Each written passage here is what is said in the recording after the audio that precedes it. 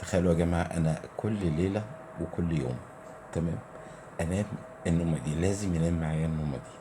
طبعا اللي قدامكوا ده كوكو، هو لسه حالق، شكله عامل زي الأرنب، جزء أرنب وعلى أسد يعني، بس هو قط، تمام. دي النومة بقى اللي بينامها.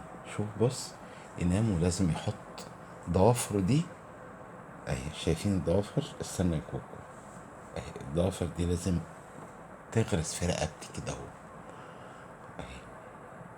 بص بص الضوافر، استنى يا كوكو، استنى، استنى، استنى، انا هحاول ان انا ايه اصل. شايفين؟ بص الضوافر، بص مخالب، مخالب جامدة.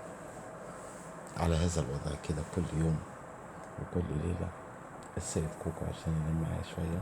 بص ما شاء الله عليه.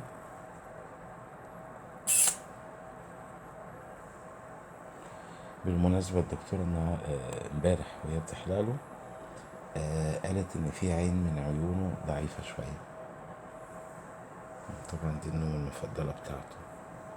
ميزة كوكو إن أنا ممكن يعني أمسح عليه براحتي في أي حتة، بعكس بقية القطط. يعني في قطط ما تقدرش تيجي عند بطنها.